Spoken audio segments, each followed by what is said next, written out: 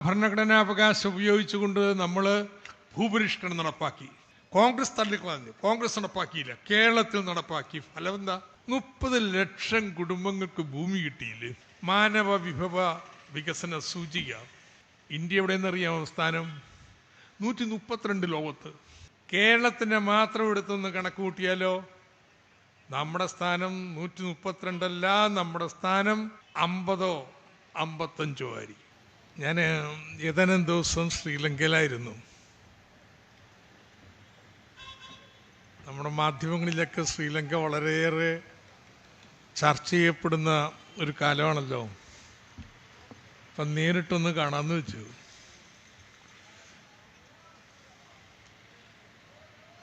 അവിടെ സ്വാതന്ത്ര്യദിനാഘോഷത്തിലൊക്കെ ഉണ്ടായിരുന്നു. ഒരു ഇടതുപക്ഷ പാർട്ടിയാണ്, അല്ലെങ്കിൽ പാർട്ടികളുടെ സഖ്യമാണ് ശ്രീലങ്ക ഭരിക്കുന്നത്. ഒരു വർഷം മുമ്പ് അല്ലെങ്കിൽ 2 വർഷം മുമ്പ് പാർലമെൻറ്റിൽ 3 അംഗങ്ങളാണ് ഇടതുപക്ഷത്തിനുണ്ടായത്. ഇപ്പോൾ 3-2 ഭൂരിപക്ഷത്തിനാണ് ശ്രീലങ്ക ഭരിക്കുന്നത്.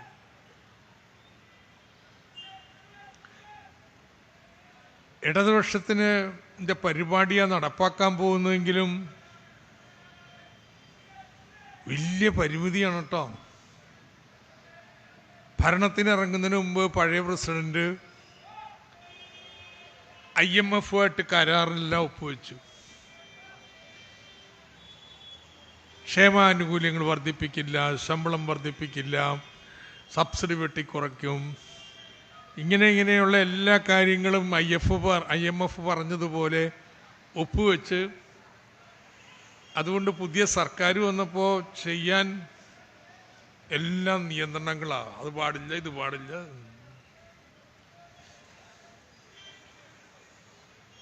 എങ്കിലും വലിയ പ്രഖ്യാപനമൊന്നും നടത്തുന്നില്ല, IMF-നെ വെല്ലുവിളിക്കുന്നില്ല. കാരണം വെല്ലുവിളിച്ചു കഴിഞ്ഞാൽ, അവർ കരാറിൽ നിന്ന് വിട്ടുപോയി കഴിഞ്ഞാൽ അരിയും പെട്രോളും ഒക്കെ വിദേശത്ത് നിന്ന് ഇറക്കുമതി ചെയ്യാനുള്ള പണമില്ലാതാവും. രാജ്യത്താകെ അരാജകത്വം ഉണ്ടാവും, പട്ടിണിയാവുകയും. അങ്ങനെ പട്ടിണിയും വിലക്കയറ്റവും കൊണ്ട് വലഞ്ഞപ്പോഴാണ് ജനങ്ങൾ ഇറങ്ങി പ്രസിഡന്റ് കൊട്ടാരം കയ്യേറിയത്. അതുകൊണ്ട് അവരെ പ്രത്യക്ഷത്തിനനുസരിച്ചൊക്കെ പോകാൻ പറ്റൂ. പക്ഷെ ശ്രീലങ്ക സർക്കാർ ആദ്യമായിട്ട് വയോജനങ്ങൾക്കെല്ലാം പ്രതിമാസം 3000 രൂപ പെൻഷൻ ഏർപ്പെടുത്തി. നമ്മുടെ രൂപയെന്ന് കേട്ടപ്പോൾ ഇന്ത്യൻ രൂപയാണെന്ന് തോന്നരുത് കേട്ടോ, ശ്രീലങ്കൻ രൂപയാണ്. നമ്മുടെ ഇന്ത്യൻ രൂപയാക്കുമ്പോൾ 1000 രൂപ. പണ്ട് ഇന്ത്യൻ രൂപയും അവരുടെ രൂപയും ഒപ്പമായിരുന്നു. എന്നാൽ കഴിഞ്ഞ 2-3 വർഷം കൊണ്ടാണ് ഇടിഞ്ഞ് നമ്മുടെ 1/3 എങ്കിലും ഈ പരിമിതിയൊക്കെ ഉണ്ടെങ്കിലും 1000 രൂപ പെൻഷൻ ഏർപ്പെടുത്തി. IMF-ന്റെ തീട്ടൂരമൊക്കെ ഉണ്ടെങ്കിലും ഉണ്ടല്ലോ, കൃഷിക്കാരുടെ സബ്സിഡി വർദ്ധിപ്പിച്ചു, വളത്തിൻ്റെ സബ്സിഡി വർദ്ധിപ്പിച്ചു, കുട്ടികൾക്ക് പുസ്തകമൊക്കെ വാങ്ങാൻ വേണ്ടി സ്കൂൾ തുറന്നപ്പോൾ എല്ലാ കുട്ടികൾക്കും ചെറിയ ധനസഹായം. വിൽക്കാൻ വച്ചിരുന്ന 2 ഫാക്ടറികൾ, വലിയ ഫാക്ടറികൾ, അതിൻ്റെ വിൽപ്പന നിർത്തി. വലിയ ബഹളമൊന്നുമില്ല. പക്ഷെ പരിമിതികൾക്കുള്ളിൽ നിന്നുകൊണ്ട് തങ്ങൾ ഇതുവരെ ഭരിച്ചവരിൽ നിന്ന് വ്യത്യസ്തരാണെന്ന് കാണിച്ചുകൊണ്ടിരിക്കുക. ജനങ്ങൾക്കത് മനസ്സിലായിട്ടുണ്ട് കേട്ടോ. ഞാൻ എവിടെ കാറിൽ കയറുമ്പോഴും അതിന് ടാക്സി ഡ്രൈവറോട് ചോദിക്കും, എങ്ങനെയുണ്ട് പുതിയ സർക്കാർ? അവരൊക്കെ പറയുന്ന മാസം 2 ആയിട്ടുള്ളൂ, വരട്ടെ, കാത്തിരുന്ന് കാണാം. പെട്ടെന്നൊന്നും മാറ്റാനൊന്നും പറ്റൂല കേട്ടോ അവർക്ക്. പക്ഷെ അഴിമതിയില്ല, അതെല്ലാവരും പറയുന്നു. പഴയ അഴിമതിക്കാരെ പിടിക്കുമെന്ന് മാത്രമേ ഞങ്ങൾക്കൊന്ന് കാണാനുള്ളൂ. ജനങ്ങൾ കാത്തിരിക്കാൻ തയ്യാറാണ്. കേരളത്തിൽ ഒരു ഇടതുപക്ഷ സർക്കാർ ആണിന്ന് ഭരിക്കുന്നത്.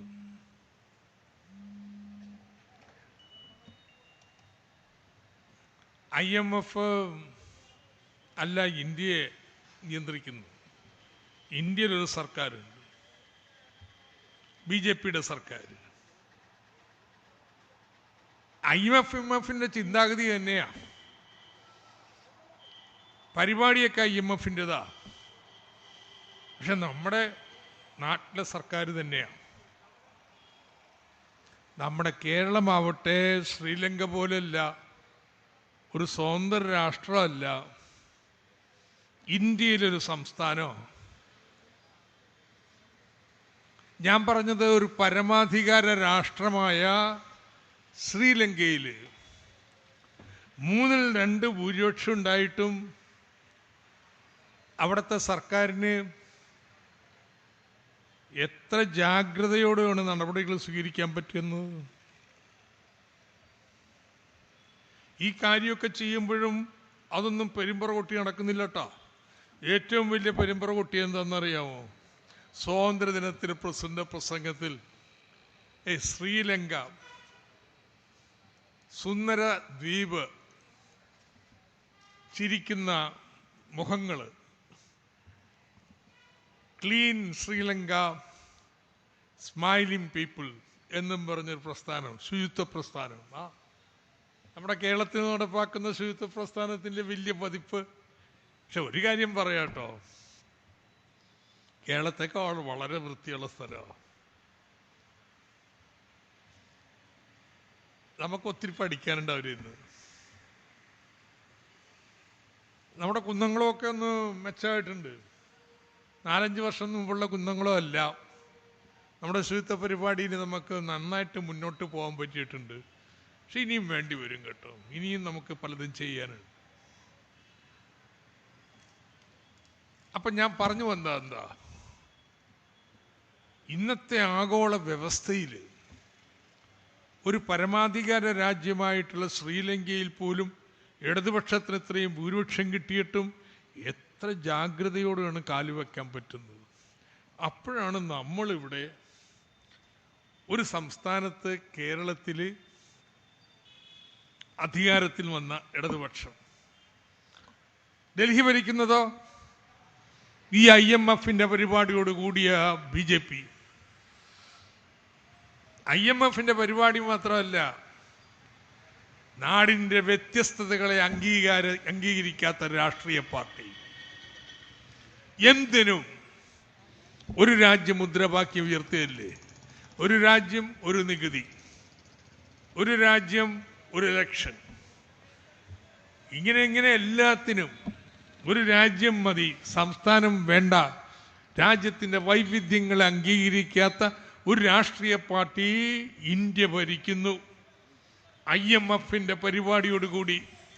അപ്പോഴാണ് പിണറായി വിജയൻ്റെ നേതൃത്വത്തിൽ കേരളത്തിൽ ഒരു ഇടതുപക്ഷ സർക്കാർ പ്രവർത്തിക്കുന്നത്. നമ്മുടെ ഒരു ഭാഗ്യം എന്താണെന്നറിയോ? നമ്മുടെ ഒരു ഭാഗ്യം ഇന്നും ഇന്ത്യൻ ഭരണഘടന നിലനിൽക്കുന്നു എന്നുള്ളതാ. BJPക്ക് മാറ്റാൻ കഴിഞ്ഞിട്ടില്ല. RSSന്റെ ശതവാർഷികത്തിന് ഈ ഭരണഘടന മാറ്റി ഹിന്ദു രാഷ്ട്രമായി ഇന്ത്യയെ പ്രഖ്യാപിക്കാൻ കച്ചകെട്ടി നിൽക്കുകയായിരുന്നു. നമ്മുടെ ഭാഗ്യത്തിന് അതിനുള്ള ഭൂരിപക്ഷം പാർലമെന്റ് ഇല്ലാതെ പോയി. അതുകൊണ്ട് നമ്മുടെ ഭരണഘടന ഇന്നുമുണ്ട്.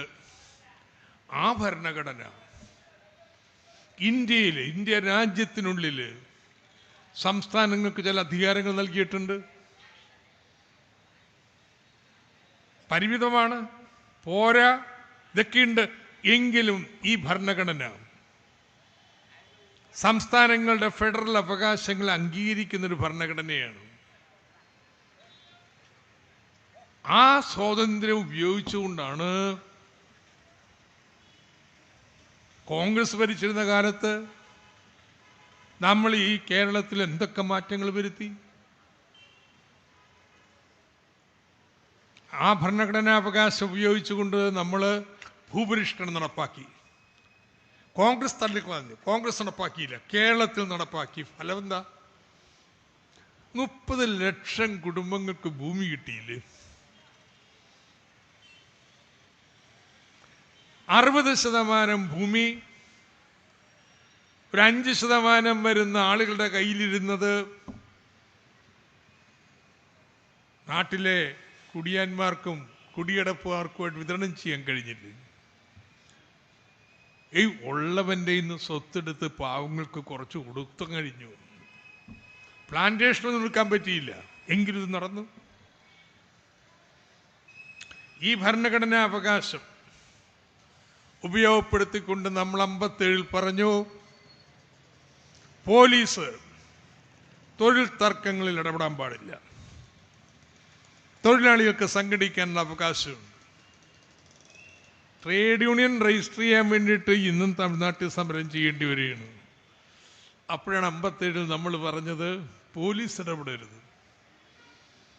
മിനിമം കൂലികൾ പ്രഖ്യാപിച്ചു. ഇതിൻ്റെ ഫലം എന്താ? കേരളത്തിൽ 870 രൂപ ശരാശരി ഒരു പുരുഷ കർഷക തൊഴിലാളിക്ക് ലഭിക്കുമ്പോൾ ഗുജറാത്തിലെ 270 രൂപയാണ്. ഉയർന്ന കൂലി എന്ന് പറഞ്ഞാൽ എന്താ? വരുമാനമുള്ളവനിൽ നിന്ന് വരുമാനമില്ലാത്തതിന് കുറച്ച് പണം കൂടുതൽ കൊടുക്കുക. വരുമാനത്തിൻ്റെ പുനർവിതരണമാണ്. പിന്നെന്താ നമ്മൾ ചെയ്തു? ഇന്ത്യയിൽ സ്വാതന്ത്ര്യം കിട്ടിയപ്പോൾ നമ്മൾ ചെയ്ത ഏറ്റവും വലിയ തെറ്റ്, ഒന്ന് ഭൂപരിഷ്കരണം നടപ്പാക്കിയില്ല, രണ്ടാമത്തെ എന്താണെന്നറിയാമോ? ആളുകൾക്ക് വിദ്യാഭ്യാസം നൽകിയില്ല. ഇന്നും 77 വർഷം കഴിയുമ്പോഴും നമ്മുടെ ദേശീയ വരുമാനത്തിൻ്റെ 3% വിദ്യാഭ്യാസത്തിന് വേണ്ടി ചെലവഴിക്കുന്നത്. 6 വേണമെന്നാണ് സ്വാതന്ത്ര്യം കിട്ടിയപ്പോൾ പറഞ്ഞത്. അതിൻ്റെ പാതി മാത്രമേ ചെലവാക്കുന്നുള്ളൂ. അതിൻ്റെ ഫലമായിട്ട് എന്താ? സ്കൂൾ വിദ്യാഭ്യാസം കഴിഞ്ഞവരുടെ എണ്ണം എത്ര ചുരുക്കമാണ് ഇന്ത്യ രാജ്യത്ത്. മറ്റ് സംസ്ഥാന രാജ്യങ്ങളോട് താരതമ്യപ്പെടുത്തുമ്പോൾ കേരളത്തിൽ നമ്മൾ തീരുമാനിച്ചു അങ്ങനെയല്ല, വിദ്യാഭ്യാസത്തിന് കൂടുതൽ സർക്കാർ പണം ചെലവഴിക്കണം, ആരോഗ്യ മേഖലയ്ക്ക് കൂടുതൽ പണം ചെലവഴിക്കണം. എന്താ ഈ സർക്കാരിന് ഇങ്ങനെ തോന്നാൻ? നാട്ടിലും മനുഷ്യന്മാർ സമരം ചെയ്തിട്ടാണെന്ന്. രാജാവിൻ്റെ കാലത്ത് തുടങ്ങിയതാ. പ്രജാവത്സര തൽപരനായിട്ടുള്ള രാജാക്കന്മാരുണ്ടായത് കൊണ്ടല്ല, പൊന്നുതമ്പുരാക്കന്മാരുണ്ടായത് കൊണ്ടല്ല, മഹാത്മാ അയ്യങ്കാളി മുതൽ ശ്രീനാരായണ ഗുരു മുതൽ ഉള്ള എത്രയോ പേര് ജനങ്ങളെ സംഘടിപ്പിച്ച് സമരം ചെയ്തതിൻ്റെ ഫലമായിട്ടാണ് മാറി മാറി വന്ന സർക്കാരുകൾ വിദ്യാഭ്യാസത്തിനും ആരോഗ്യത്തിലും പണം മുടക്കി. അതിൻ്റെ ഫലമായിട്ട് എല്ലാവർക്കും വിദ്യാഭ്യാസവും ആരോഗ്യവും മെച്ചപ്പെട്ടത്. ജന്മിഭൂഷ വ്യവസ്ഥക്കുള്ളിൽ തന്നെയാണ്. കേരളത്തിൽ സോഷ്യലിസം ഒന്നും വന്നില്ല, കേരളത്തിൽ വിപ്ലവം നടത്തിയിട്ടില്ല. ഇന്ത്യയിലെ മുതലാളിത്ത വ്യവസ്ഥയുടെ ഭാഗം തന്നെ. എന്നിട്ടും നമ്മൾ ഇടപെട്ട് ആളുകൾക്ക് ഭൂമി നൽകി, കൂലി നൽകി, വിദ്യാഭ്യാസവും ആരോഗ്യവും കൊടുത്തു. അതുകൊണ്ടെന്താ? അതുകൊണ്ടേ മനുഷ്യന്മാരെ പോലെ ജീവിക്കാമെന്ന്. കേരളത്തിലെ ജനങ്ങളുടെ ജീവിത ഗുണമേന്മ ഇന്ത്യയിലെ സാധാരണക്കാരൻ്റെ ഒരു 30-40% ഉയർന്നതാണ്. ഐക്യരാഷ്ട്രസഭ ഇത് അളക്കാൻ വേണ്ടി ഒരു സൂചിക ഉണ്ടാക്കിയിട്ടുണ്ട്, മാനവ വിഭവ വികസന സൂചിക. ഇന്ത്യ എവിടെയെന്നറിയാമോ സ്ഥാനം? 132 ലോകത്ത്. കേരളത്തിൻ്റെ മാത്രം എടുത്തൊന്ന് കണക്ക് കൂട്ടിയാലോ നമ്മുടെ സ്ഥാനം 132 അല്ല, നമ്മുടെ സ്ഥാനം 50 55 ആയിരിക്കും. അപ്പൊ കേരളത്തിലെ ജനങ്ങൾക്ക് നമുക്ക് നമ്മുടെ മാറി മാറി വന്ന ഇടതുപക്ഷ സർക്കാരുകൾ ശക്തമായി ഇടപെട്ടതിൻ്റെ ഫലമായിട്ട് ഇങ്ങനെ മെച്ചപ്പെട്ടൊരു ജീവിതം നൽകാൻ കഴിഞ്ഞിട്ടുണ്ട്. എന്നാൽ ഈ BJP ഭരണത്തിന് കീഴിൽ എന്താ സംഭവിക്കുന്നത്? അവരെക്കുറിച്ച് ഞാൻ പറഞ്ഞു. ഒന്ന് IMFന്റെ പരിപാടിയാണ്, നിയോ ലിബറലിസത്തിൻ്റെ പരിപാടിയാണ്. അവരിങ്ങ് നമ്മൾ ചെയ്ത പോലെ ഭൂപരിഷ്കരണം അവർ അജണ്ടയിലില്ല. എങ്ങനെ ഭൂപരിഷ്കരണം തിരുത്താൻ പറ്റുമെന്നാണ് അവർ നോക്കിക്കൊണ്ടിരിക്കുന്നത്. കൂലിയോ ട്രേഡ് യൂണിയൻ അവകാശങ്ങളിൽ എങ്ങനെ ഇല്ലാതാക്കാൻ പറ്റുമെന്നുള്ള അവർ നോക്കിക്കൊണ്ടിരിക്കുന്നത്. വിദ്യാഭ്യാസം, ആരോഗ്യവും അതൊക്കെ എങ്ങനെ സ്വകാര്യവൽക്കരിക്കാം എന്നാണ് അവർ നോക്കിക്കൊണ്ടിരിക്കുന്നത്. അവരുടെ കാഴ്ചപ്പാട് വേറെയാണ്, ന്യൂ ലിബറലാണ്. എന്ന് മാത്രമല്ല, എല്ലാവരും കേരളവും അങ്ങനെയാവണം എന്ന് ശഠിക്കുന്നവരാണ്. അതുകൊണ്ട് ഇപ്പം എന്താ അവർ ചെയ്യുന്നത്? ഇവിടെയാണ് നമ്മുടെ ചർച്ചാ വിഷയം കേന്ദ്ര സംസ്ഥാന ബന്ധം വരുന്നത്. സംസ്ഥാനത്തിൻ്റെ അധികാരങ്ങൾ എടുത്തു കവരുക. എന്തിനു വേണ്ടി? ഈ നിയോ ലിബറൽ നയങ്ങൾക്ക് എതിർപ്പില്ലാതിരിക്കാൻ, എല്ലാ സംസ്ഥാനങ്ങളിലും ഒരുപോലെ നടപ്പാക്കാൻ വേണ്ടി സംസ്ഥാനങ്ങളുടെ അധികാരങ്ങൾ കവരാനാണ് അവർ ശ്രമിച്ചുകൊണ്ടിരിക്കുന്നത്. അതിനുവേണ്ടി ഗവർണർ ഉപയോഗിക്കുന്നു. നോക്കിക്കേ, ഭരണഘടന പറയുന്നത് വിദ്യാഭ്യാസം കൺകറന്റ് വിഷയമാണ്, സംസ്ഥാനത്തിനും കേന്ദ്രത്തിനും അതിലിടപെടാം. ഇപ്പൊ കേന്ദ്രം എന്താ പറയുന്നത്? ഞങ്ങൾ ഇടപെടുന്ന പോലെ, ഞങ്ങൾ പറയുന്ന പോലെ ചെയ്താൽ മതി.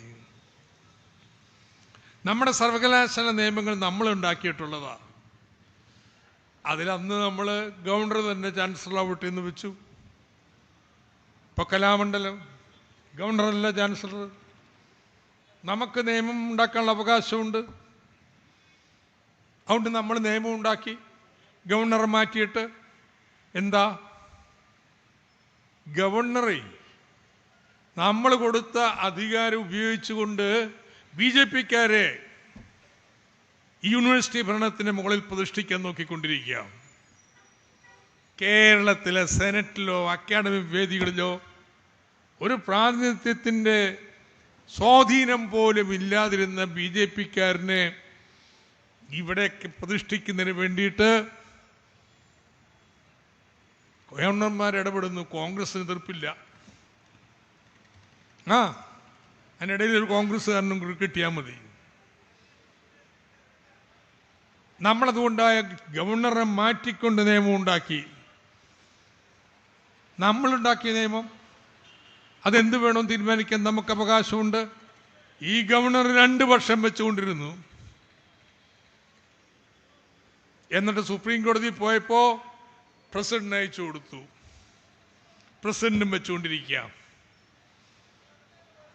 നമ്മളിരുത്തി ഒരുത്തൻ നമുക്ക് വേണ്ടാഞ്ഞിട്ടും അവിടെ ഇരുന്നു കൊണ്ട് എന്തൊക്കെ പ്രക്രിയ കാണിച്ചുകൊണ്ടിരിക്കുന്നത്? കേന്ദ്രത്തിൻ്റെ സ്കീമുണ്ട്, സർവശിക്ഷാ അഭിയാൻ, പണമുണ്ട് അതിൽ.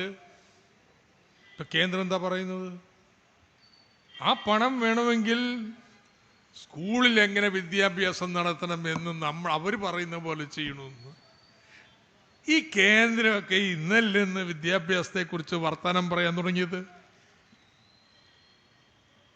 ഇവരൊക്കെ ഇതിനെക്കുറിച്ച് ചിന്തിക്കുന്നതിന് മുമ്പ് ഈ ബഹുജന വിദ്യാഭ്യാസത്തിന് വേണ്ടിയിട്ട് പോരാട്ടം നടത്തി, സമരം നടത്തി, നേടി നാട്ടുകാരോട് വിദ്യാഭ്യാസം കൊടുത്ത കേരളം എങ്ങനെയാണ് വിദ്യാഭ്യാസം ചെയ്യിക്കേണ്ടതെന്ന് ഈ BJPക്കാരൻ പഠിപ്പിക്കാൻ വരികയാണ്. ഇതാണ് സംസ്ഥാനത്തിൻ്റെ അധികാരത്തിലുള്ള കടന്നുകയറ്റം എന്ന് പറയുന്നത്. ഇത് തന്നെ ആരോഗ്യത്തിലും. നമുക്കിവിടെ പൊതു ആരോഗ്യ കേന്ദ്രങ്ങളുണ്ട്. എല്ലാ പഞ്ചായത്തിലും പ്രാഥമിക ആരോഗ്യ കേന്ദ്രം, ഇതിപ്പോൾ ഫാമിലി കുടുംബാരോഗ്യ ക്ഷേമ കേന്ദ്രങ്ങളായി മാറിക്കൊണ്ടിരിക്കുന്നു. കാലത്തും വൈകുന്നേരവും OP ഉണ്ട്. പിന്നെ ബ്ലോക്ക് അടിസ്ഥാനത്തിൽ കമ്മ്യൂണിറ്റി ഹെൽത്ത് സെൻറ്റേഴ്സ്, ജില്ലയിലെ ജില്ലാ ആശുപത്രി, മെഡിക്കൽ കോളേജുകൾ. ബാക്കി എങ്ങനെയും ഇങ്ങനെയില്ല കേട്ടോ. ബാക്കി എല്ലായിടത്തും ഇപ്പോൾ ചെയ്തുകൊണ്ടിരിക്കുന്നത് ജില്ലാ ആശുപത്രി നടത്താൻ വേണ്ടി സ്വകാര്യ കമ്പനികളെ ഏൽപ്പിച്ചു കൊടുക്കുന്ന പരിപാടിയാണ്. എന്താ കേന്ദ്രം പറയണേ? ഇങ്ങനെയൊന്നും വേണ്ട, ഇൻഷുറൻസ് കൊടുത്താൽ മതി ജനങ്ങൾക്ക്, അവരിഷ്ടമുള്ള ആശുപത്രി പോയി ചികിത്സ നേടിക്കോട്ടെ. അത് ഞങ്ങൾ ഭാരത് ആയുഷ്മാൻ ഉണ്ടാക്കിയിട്ടുണ്ട് പാവപ്പെട്ടവർക്ക് വേണ്ടി. എല്ലാ സംസ്ഥാനവും നടപ്പാക്കണം. കഴിഞ്ഞ പിണറായി വിജയൻ സർക്കാരിൻ്റെ കാലത്താണ് ഈ ഇൻഷുറൻസ് വന്നത്. അപ്പോൾ ഇൻഷുറൻസിൻ്റെ മുന്നിൽ പൊതുമേഖലയും സ്വകാര്യ മേഖലയും ഒരുപോലെയാണ്. ആളുകൾക്ക് ഇഷ്ടമുള്ളടത്ത് പോകാം. കേരളത്തിൽ നടപ്പാക്കി കഴിഞ്ഞിട്ടുണ്ടെങ്കിൽ ഫലം എന്തായിരിക്കും? നമ്മുടെ പൊതു മേഖലാ സംവിധാനമാകെ തകരില്ലേ? സർക്കാരിൻ്റെ പണം കൊണ്ട് തടിച്ചു കൊഴുക്കാൻ പോകുന്നത് സ്വകാര്യ ആശുപത്രികൾ. എന്നാൽ കേന്ദ്രം പറഞ്ഞതല്ലേ നടപ്പാക്കാതിരിക്കാൻ പറ്റുമോ? നമ്മളെന്ത് ചെയ്തു? ശരി, ഞങ്ങൾ ചെയ്യാം. പക്ഷെ നമ്മളൊരു കാര്യം ചെയ്യും. ചികിത്സക്കുള്ള പണമില്ലേ ഇൻഷുറൻസ് കമ്പനി കൊടുക്കേണ്ടത് ആശുപത്രിക്ക്, അത് സ്വപ്പം അങ്ങ് താത്തി വെച്ചു. അതിന് വരാൻ പറ്റുന്ന ഏത് സ്വകാര്യ ആശുപത്രിക്കും വരാം. അങ്ങനെ വന്നപ്പോൾ ഈ കേരളത്തിൽ മാത്രമാണ് ഇൻഷുറൻസ് തുകയുടെ 80% പൊതു ആരോഗ്യ മേഖലയ്ക്ക് പോണത്. ഇങ്ങനെയാണ് കേന്ദ്രം നമ്മളെ അവരുടെ ജനവിരുദ്ധ നയങ്ങൾക്ക് വേണ്ടി അടിച്ചേൽപ്പിക്കുമ്പോൾ നമുക്ക് സ്വതന്ത്ര രാജ്യമല്ല, അനുസരിച്ചേ പറ്റൂ. പക്ഷെ നമ്മൾ നമ്മുടെ സ്വാതന്ത്ര്യം ഉപയോഗിച്ചുകൊണ്ട് അതിനെങ്ങനെ മാറ്റാം, എങ്ങനെ അതിനെ ഇടതുപക്ഷ ബദലാക്കാം, ഇതാണ് നമ്മൾ ചെയ്യുന്നത്. ഓരോ മേഖലയിലും ഇതാണ്. ഇന്ത്യ ഗവൺമെന്റ് എല്ലായിടത്തും സ്വയം സഹായ സംഘങ്ങൾ ഉണ്ടാക്കാൻ തീരുമാനിച്ചു. ബാങ്കുകളിൽ നിന്നും മറ്റും പാവപ്പെട്ടവർക്ക് എളുപ്പത്തിൽ ചെറിയ വായ്പാ തുകകൾ കിട്ടുന്നതിന് എളുപ്പമായി തീരും. ആരവിടേക്ക് ഉണ്ടാക്കിയ? ഇന്ത്യയിൽ സന്നദ്ധ സംഘടനകൾ. കേരളത്തിൽ നമ്മൾ എന്ത് ചെയ്തു? കുടുംബശ്രീ ഉണ്ടാക്കി. സന്നദ്ധ സംഘടനയല്ലെന്ന് നമ്മുടെ പഞ്ചായത്തുകളും മുനിസിപ്പാലിറ്റികളും. കേന്ദ്രം പറഞ്ഞതെന്താ? സ്വയം സഹായ സംഘം ആർക്കും ചേരാം, ഇഷ്ടമുള്ളവർ കൂടിയാൽ മതി. നമ്മൾ പറഞ്ഞില്ല, ഇഷ്ടക്കാരുടെ കൂട്ടമല്ല കേരളത്തിൽ, അയൽക്കൂട്ടമാണ്. അയലത്തുള്ളവർ, ഏത് പാർട്ടിയായാലും ഏത് ജാതിയായാലും ഏത് മതമായാലും നമ്മുടെ അയൽക്കൂട്ടത്തിൽ വരാം. തീർന്നില്ല. കേന്ദ്രത്തിൻ്റെ ആയാലും സംസ്ഥാനത്തിൻ്റെ ആയാലും പഞ്ചായത്തിൻ്റെ ആയാലും ദാരിദ്ര്യ നിർമ്മാർജ്ജന പരിപാടിയാണോ? ഈ അയൽക്കൂട്ടം വഴിയായിരിക്കും. ഇത് സ്ത്രീകളുടെ ശാക്തീകരണത്തിന് വേണ്ടിയായിരിക്കും. കേന്ദ്രം ഒരു പരിപാടി കൊണ്ടുവന്നു, അതെടുത്തങ്ങ് വിഴുങ്ങുകയല്ല ചെയ്തത്. മറിച്ച് നമ്മുടെ നാട്ടിലെ പാവപ്പെട്ടവരുടെ ജനാധിപത്യ അവകാശങ്ങൾ സംരക്ഷിക്കാൻ പറ്റുന്ന രീതിയിൽ, അവരുടെ നേട്ടങ്ങൾ ഉറപ്പുവരുത്താൻ രീതിയിൽ കുടുംബശ്രീക്ക് രൂപം നൽകി. അതിൻ്റെ ഫലം എന്താണെന്നറിയാമോ? ഇന്ന് ഇന്ത്യയിലെ സ്വയം സഹായ സംഘങ്ങളെല്ലാം നേരിട്ട് ബാങ്കിൽ നിന്നല്ല, നമ്മുടെ ഇസാഫൊക്കെ പോലുള്ള സ്വയം സഹായ സംഘങ്ങൾക്ക് വേണ്ടിയുള്ള ധനകാര്യ സ്ഥാപനങ്ങളിൽ നിന്നാണ് വായ്പ എടുക്കുന്നത്. പലിശ എത്ര എന്നറിയാമോ? 20%. കേരളത്തിലോ 4-5%. എത്ര തുക? 12,000 കോടി രൂപ.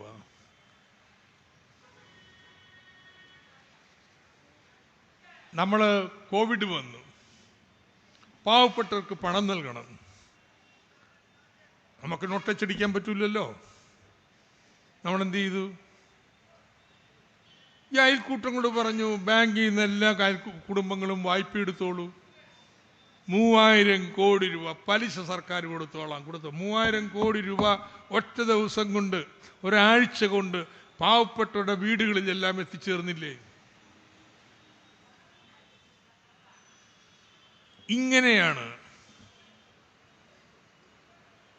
ഫെഡറൽ സംവിധാനത്തിനുള്ളിൽ കേന്ദ്രം നമ്മുടെ മേൽ ചില നടപടികൾ അടിച്ചേൽപ്പിക്കുമ്പോൾ അതിനെതിർക്കും, ചെറുത്തിട്ട് നമ്മൾ ഓടിപ്പോയാൽ, നമ്മളിവിടെ ഓടിപ്പോവാൻ നമ്മൾ ഈ നാട്ടിൽ തന്നെ ഉള്ളവരാ.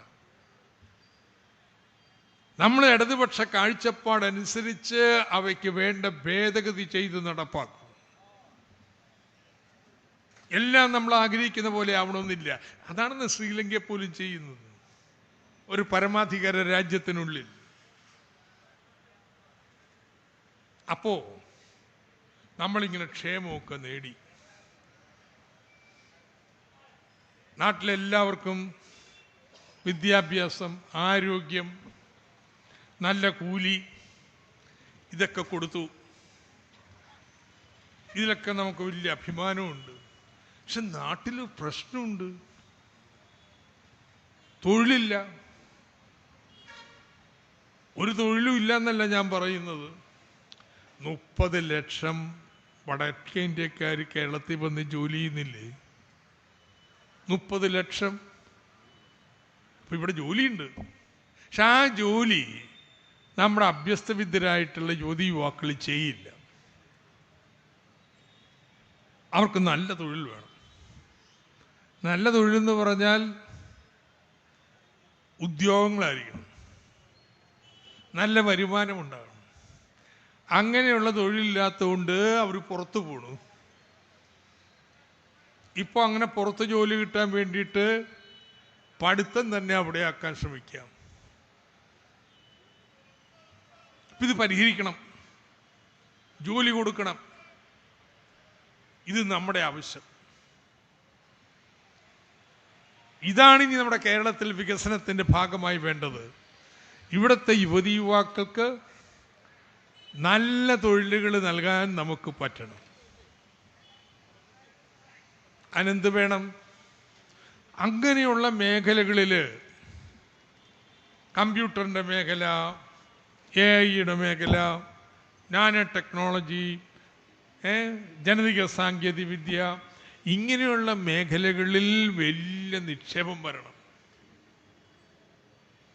കിറ്റക്സ് ഒന്നും അല്ല കേട്ടോ. ഒരു ഗാർമെൻറ്റ് ഫാക്ടറി ഉണ്ടാക്കിയവരിവിടെ നിന്ന് പോയല്ലോ, പിണങ്ങി. അതൊന്നുമല്ല കേരളത്തിന് വേണ്ട വ്യവസായം.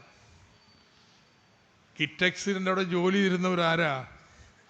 വടക്കേ ഇന്ത്യയിൽ നിന്നവരാ, മലയാളിയല്ല. ആ പട്ടിണിക്കൂലിക്കൊന്നും പണിയെടുക്കാൻ കിട്ടത്തില്ലെന്ന്. നമുക്ക് വേണ്ടത് നല്ല ജോലികളുള്ള പുതിയ വ്യവസായ മേഖല. അവിടെ നിക്ഷേപം വരണം, ആ വ്യവസായങ്ങൾ വളരണം. ആ വ്യവസായങ്ങൾ വളരണമെങ്കിൽ തടസ്സം 3 ഉണ്ട് ആ നിക്ഷേപം വരുന്നതിന്. ഒന്ന്, നമ്മുടെ റോട്ടിലൂടെയുള്ള കാറായാലും ട്രെയിനായാലും രാജ്യത്തോടുന്നതിൻ്റെ പകുതി വേഗതയിലേ ഓടത്തുള്ളൂ. അത്രയ്ക്ക് കയമാണ് റോഡും റെയിൽവേ അല്ല. നല്ല 6 വരി പാത വേണം, റെയിൽ വേണം, വിഴിഞ്ഞം പോലുള്ള പോർട്ടുകൾ വേണം, പുതിയ ട്രാൻസ്മിഷൻ ലൈൻ വേണം, വ്യവസായ പാർക്കുകൾ വേണം. ഇതിനൊക്കെ പണം എത്രയാണെന്ന് കൂട്ടി നോക്കിയപ്പോഴേ ഒരു 3-4 ലക്ഷം കോടി രൂപയുടെ മുതൽ മുടക്ക് വേണം കേട്ടോ, എല്ലാം കൂടി. കുറച്ചൊക്കെ സ്വകാര്യ മേഖല വന്ന് നിക്ഷേപിക്കും, എല്ലാവരും തയ്യാറല്ല. ഇപ്പം എന്താ ഒരു മാർഗം? ബഡ്ജറ്റിൽ നിന്ന് കൊടുക്കോ? ബഡ്ജറ്റിലില്ലെന്ന്. നമ്മൾ പെൻഷൻ കൊടുക്കാൻ വേണ്ടി തന്നെ ഒരു വർഷം 38,000 കോടി രൂപ ചെലവാക്കണ്ടേ നമ്മുടെ ക്ഷേമ പെൻഷന്? നമ്മുടെ വിദ്യാഭ്യാസത്തിന്, ആരോഗ്യത്തിന് ഈ ചെലവെല്ലാം കഴിഞ്ഞിട്ടേ കുറച്ച് പണം ഉണ്ടാവും. അത് വെച്ചിട്ട് ഈ റോഡും പാലവും കെട്ടിടമൊക്കെ പണിയാൻ പോയിട്ടുണ്ടെങ്കിൽ ഒരു 25 വർഷം എടുക്കും കേട്ടോ. ഇതൊക്കെ പണിത് തരികയാണ്. ആ 25 വർഷം എടുത്താലുള്ള കുഴപ്പം എന്താ? ലോകം കടന്നു പോകുന്നു, നമ്മളിവിടെ കിടക്കും. ഇന്ന് വേണം. അപ്പോഴാണ് നമ്മൾ ചിന്തിച്ചത് ഏതായാലും ഇതൊക്കെ പണിയണം. 25 വർഷം എടുത്ത് ബഡ്ജറ്റിൽ നിന്ന് പണിയാം. എന്നാലേ കടം മേടിച്ചിട്ട് ഇവയൊക്കെ ഇന്നങ്ങ് പണിയാം. എന്നിട്ട് 25 വർഷം കൊണ്ട് കടം വീട്ടിയാൽ പോരെ. അങ്ങനെയാണ് കിഫ്ബി ഉണ്ടാക്കിയത്.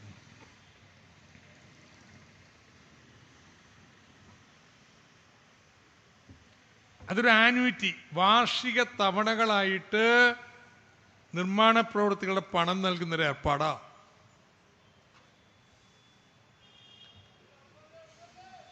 അതെങ്ങനെയാ? കേരളത്തിൽ തന്നെ ആനുവിറ്റി എന്നും പറഞ്ഞൊരു ഏർപ്പാടുണ്ട്.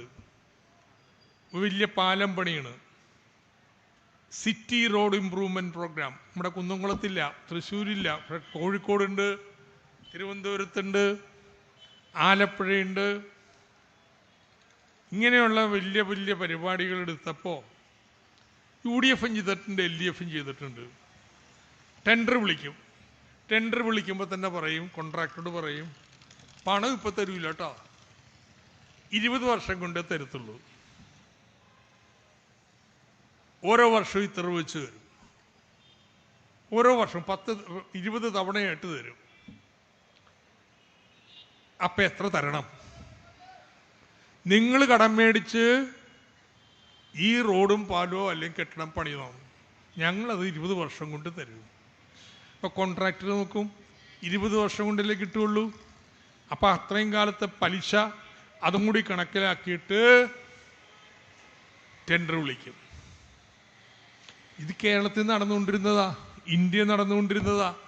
പക്ഷെ ഞാൻ നോക്കിയപ്പോഴേ എത്രയാണ് ഇവന്മാർ പറയണ പലിശ കണക്കൂട്ടി നോക്കിയപ്പോഴുണ്ടല്ലോ, ഇവരുടെ ടെൻഡറിൻ്റെ ഉള്ളിലുള്ള പലിശനക്ക് കണക്കാക്കിയപ്പോൾ 12 മുതൽ 22% വരെയാണ് പലിശ.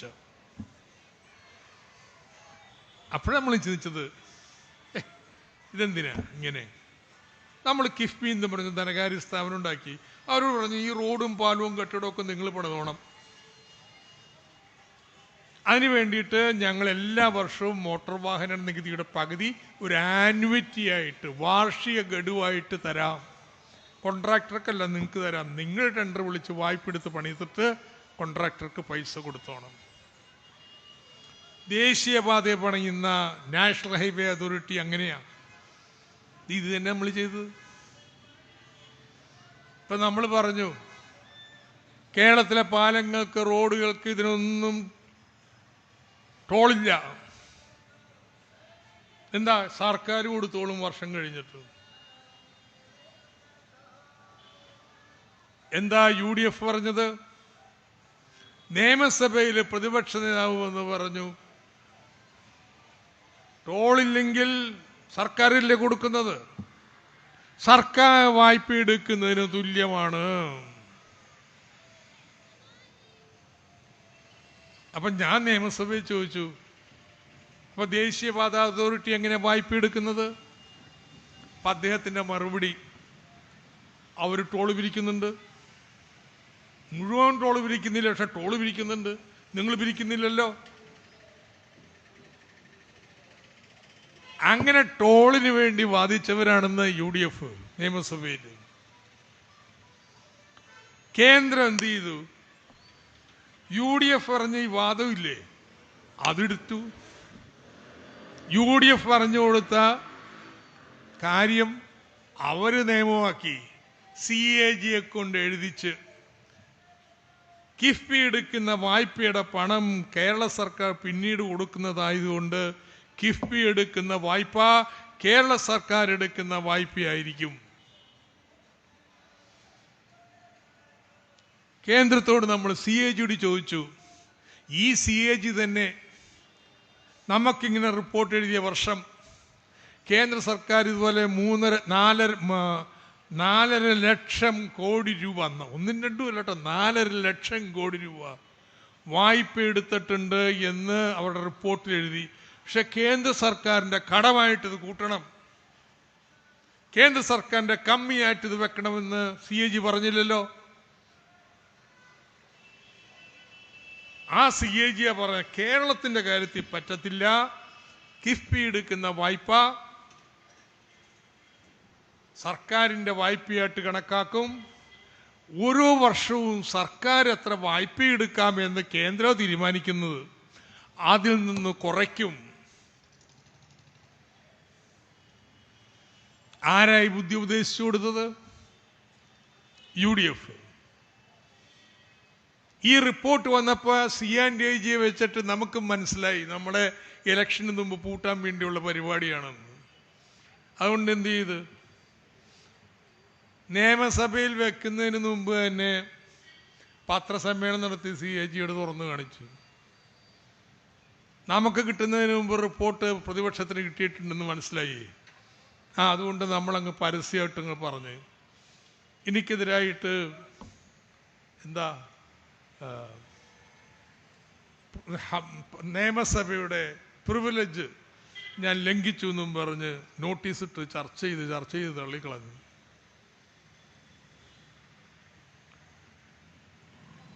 അങ്ങനെ ഇപ്പോ UDFിൻ്റെയൊക്കെ സമരത്തിൻ്റെ ഫലമായിട്ട് ഇത് നിയമമായിരിക്കുകയാണ്. കിഫ്ബി വഴി വായ്പ എടുത്താൽ അത് സാധാരണ വായ്പയായിട്ട് കണക്കാക്കും. അങ്ങനെ കേരള സർക്കാരിനെ ബഡ്ജറ്റിൽ പറഞ്ഞതിനേക്കാൾ ഒരു 15,000 കോടി രൂപ കഴിഞ്ഞ 3-4 വർഷം ഓരോ വർഷവും കിട്ടുന്ന വായ്പ കുറഞ്ഞിരിക്കുകയാണ്. പിന്നെ പ്രതിസന്ധി ഇല്ലാതിരിക്കുമോ?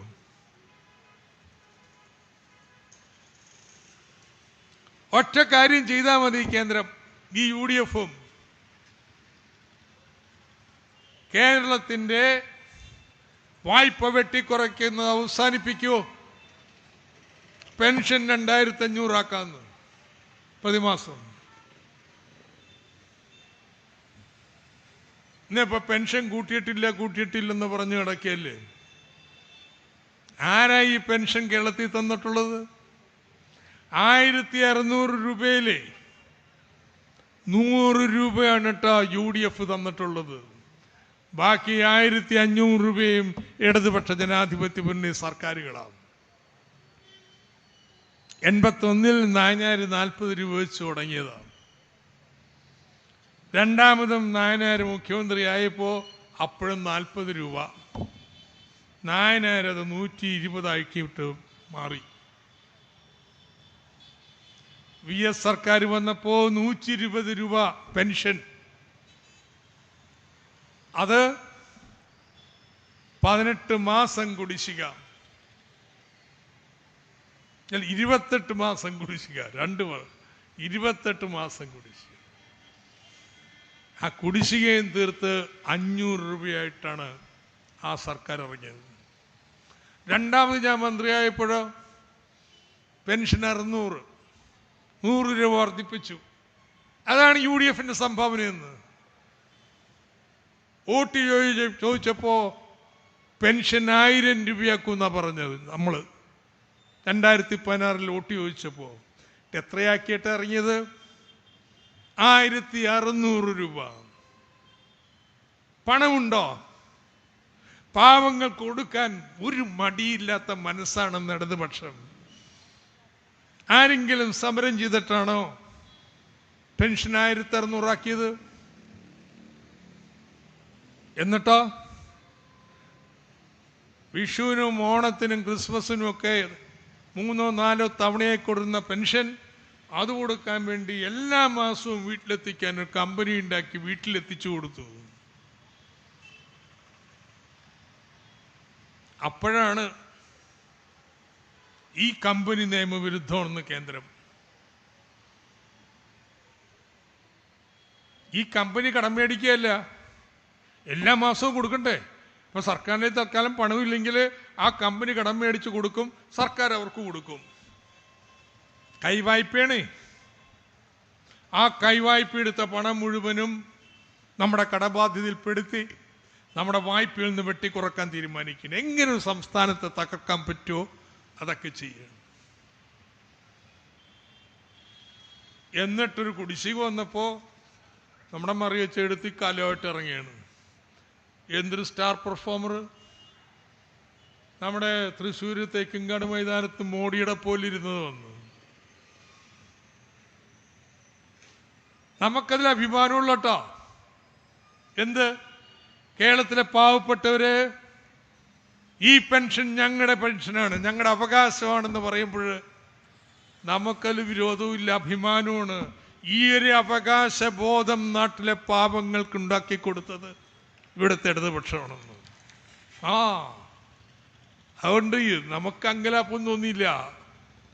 എന്നാലും മറന്നുപോയല്ലോ, ഈ പോയിരുന്ന മോഡിയുടെ അവിടെ ഇരുന്നപ്പോഴേ ഒന്ന് ഓർക്കേണ്ടതല്ലേ,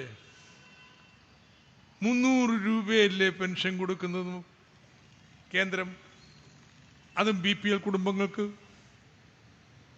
നമ്മൾ 62 ലക്ഷം പേർക്ക് കൊടുക്കുമ്പോൾ കേന്ദ്രം 300 രൂപ വെച്ച് 32 ലക്ഷത്തിനാണ് കൊടുക്കുന്നത്. അല്ല, കേന്ദ്രം 300 രൂപ വെച്ച് 10 ലക്ഷത്തിനാണ് കൊടുക്കുന്നത്. ആ കോൺഗ്രസിന്റെ വേദിയിൽ പോയിരുന്നവൻ മറിയിച്ചെടുത്ത് ചിന്തിക്കേണ്ടതല്ലേ, ഇവന്മാർ ഇത്രയും നാട് ഭരിച്ചിട്ട് 100 രൂപയല്ലേ പെൻഷൻ കൂട്ടിയുള്ളൂ. അതുകൊണ്ട് ഈ കേന്ദ്രമുണ്ടല്ലോ, നമ്മുടെ വളർച്ച തടയാൻ വേണ്ടിയിട്ട്, നമ്മുടെ വികസന മുന്നേറ്റം, സംസ്ഥാനത്തിൻ്റെ അവകാശം അത് തടയാൻ വേണ്ടിയിട്ട് ഈ വായ്പ ഉപയോഗിച്ചുകൊണ്ടിരിക്കുക, വായ്പ നിഷേധിക്കുകയാണ്. ആ വായ്പ പുനഃസ്ഥാപിക്കുക, അന്ന് വർദ്ധിപ്പിക്കാന്ന് പെൻഷൻ. ഒരു സംശയം വേണ്ട, ഇനി വർദ്ധിപ്പിച്ചില്ലെങ്കിലും പെൻഷൻ ഇങ്ങനെ നിർത്തത്തില്ലെന്ന്, പെൻഷൻ കൂട്ടുക തന്നെ ചെയ്യും. അതാണ് ഇടതുപക്ഷ മനസ്സെന്ന് പറയുന്നത്. നമ്മളൊരു ബദൽ പാത ശ്രീലങ്കയിലെ ഇടതുപക്ഷം ചെയ്യാൻ ശ്രമിക്കുന്നത് പോലെ നമ്മൾ ഇന്ത്യ രാജ്യത്ത് എല്ലാ പാവപ്പെട്ടവർക്കും ക്ഷേമവും എല്ലാം നൽകി ഇനിയിപ്പോ നമ്മളൊരു നവകേരളം സൃഷ്ടിക്കണം, നല്ല തൊഴിലുള്ള കേരളത്തെ സൃഷ്ടിക്കണം, അതിനുള്ള പശ്ചാത്തല സൗകര്യങ്ങൾ ഉണ്ടാക്കണം. അതിനുവേണ്ടി നമ്മളൊരു രീതി കണ്ടുപിടിച്ചു.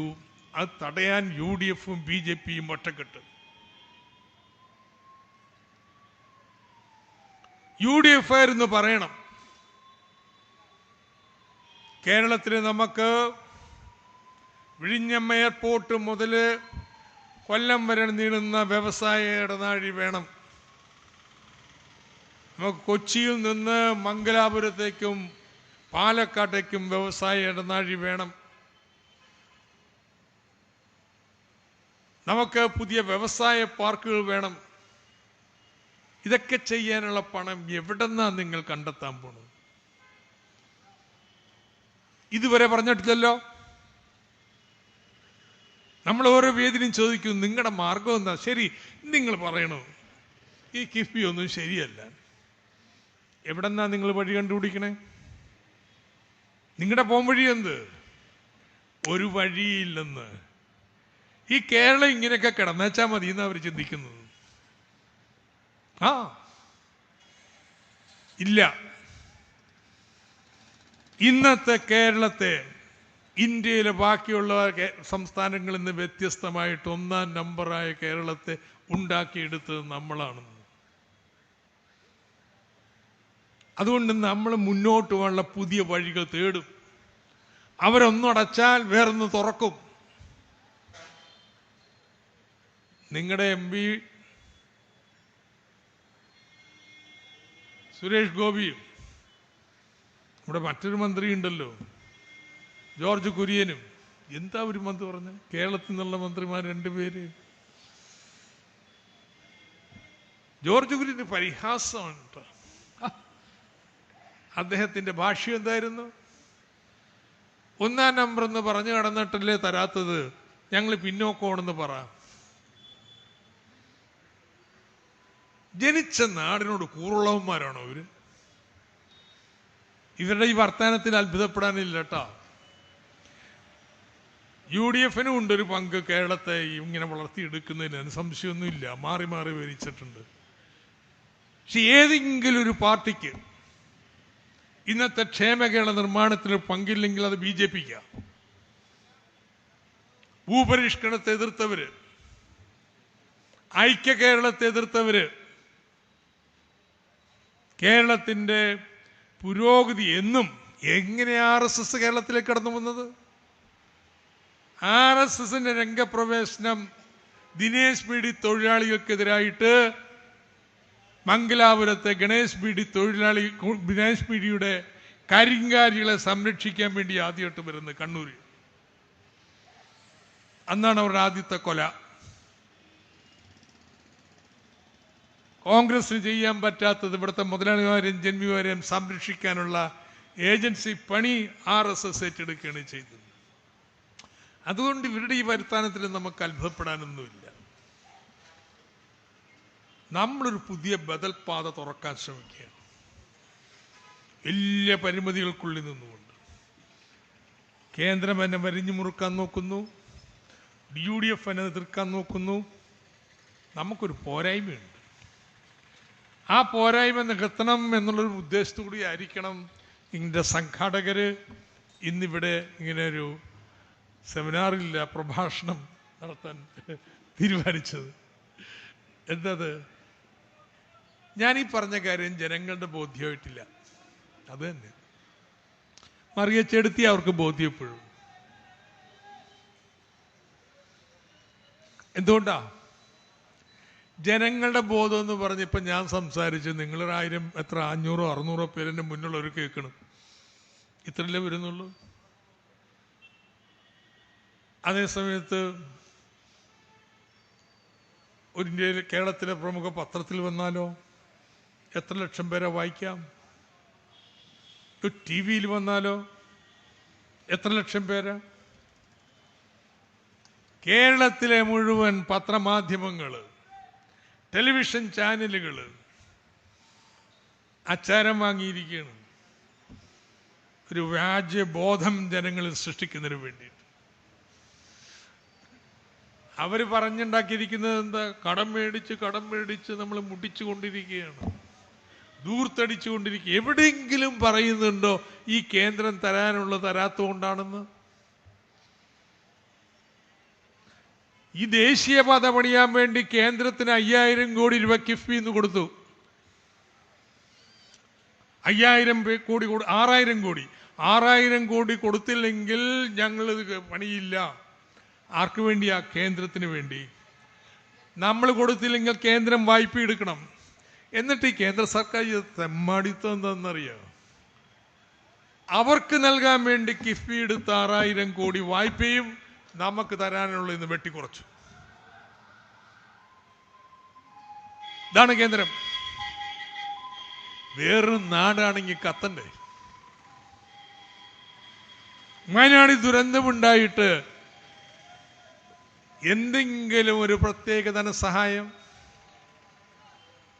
നാണമില്ലേ ഈ സുരേഷ് ഗോപിക്കും ജോർജ് കുര്യനൊക്കെ ഇരിക്കാൻ? നിങ്ങളുടെ കേന്ദ്രത്തിന് ഇങ്ങനെ ധനസഹായം നൽകാനുള്ള അവകാശമുണ്ട്.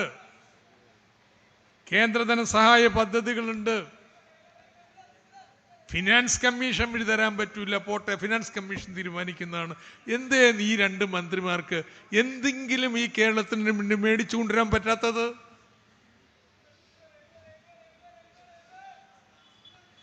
ഇവർക്കെതിരായി രോഷമില്ല.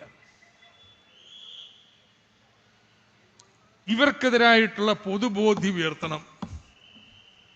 ഇതാണ് കേട്ടോ ശ്രീലങ്കയും നമ്മളും തമ്മിലുള്ള ഇപ്പോഴുള്ളൊരു ചെറിയ വ്യത്യാസം. ഞാൻ പറഞ്ഞില്ലേ, ഞാനേത് കാറിൽ കയറിയാലും ഡ്രൈവറോട് അപ്പം ചോദിക്കുമായിരുന്നു, എങ്ങനെയുണ്ട് പുതിയ സർക്കാർ? വില കുറഞ്ഞില്ലല്ലോ. വില കുറച്ചേ കുറഞ്ഞോളൂ. 59% കൂടിക്കൊണ്ടിരുന്നത് ഇപ്പോൾ 48 ഒക്കെ ഉണ്ടായി. 48% കൂടിക്കൊണ്ടിരിക്കുക വില. അപ്പോഴും വൻ കുപിതനല്ല. അങ്ങനെ പെട്ടെന്നൊന്നും കുറയ്ക്കാൻ പറ്റൂല. അതൊക്കെ ഡ്രൈവർ നമ്മോട് പറയാ. ആ ബോധമുണ്ട്.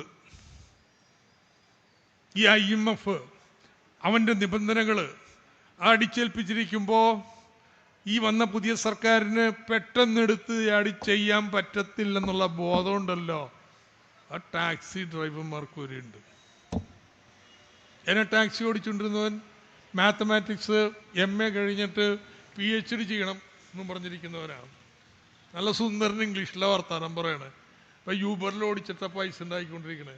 കാണാൻ പറയണു വില 3-4 ഇരട്ടിയായി ഇന്ന് 2-3 വർഷം കൊണ്ട്. എങ്ങനെ ജീവിക്കും? അതുകൊണ്ട് ഇങ്ങനെ എന്തെങ്കിലുമൊക്കെ പണി എടുത്താൽ മാത്രമേ ചെയ്യുള്ളൂ. പണിയില്ല താനും. എന്നിട്ടും കാത്തിരിക്കാൻ തയ്യാറ്. ജനങ്ങളുടെ ബോധം ഉണ്ടായിട്ടുണ്ട്. അനുഭവത്തിൻ്റെ അടിസ്ഥാനത്തിലാണ് കേട്ടോ ആ ബോധം ഉണ്ടായിട്ടുള്ളത്. എന്നാൽ ഇവിടെ ഒരു വ്യാജബോധം ഈ മാധ്യമങ്ങളെല്ലാം കൂടി കേരളത്തിൽ സൃഷ്ടിച്ചിരിക്കുകയാണ്. നമ്മുടെ ഇനി അടുത്തൊരു വർഷത്തെ പ്രവർത്തനം എന്ന് പറഞ്ഞാൽ ഈ യാഥാർത്ഥ്യം ജനങ്ങളിൽ എത്തിക്കുക എന്നുള്ളതാണ്. അതാണ് ഞങ്ങളുടെ പാർട്ടി ഇവിടുത്തെ സംസ്ഥാന സമ്മേളനത്തിൽ ചർച്ച ചെയ്യാൻ പോകുന്നൊരു വിഷയം. എങ്ങനെ കൂടുതൽ ഫലപ്രദമായിട്ട് ഈ പുതിയ ആശയങ്ങൾ, സമീപനങ്ങൾ ജനങ്ങൾക്കിടയിൽ എത്തിക്കാൻ പറ്റും. അതിനൊരു ചെറിയൊരു സംഭാവനയാണ് ഇന്നിവിടെ നടക്കുന്ന ഈ സെമിനാർ എന്ന് പറഞ്ഞുകൊണ്ട് ഞാൻ എൻ്റെ വാക്കുകൾ അവസാനിപ്പിക്കുകയാണ്. നന്ദി, അഭിവാദനങ്ങൾ.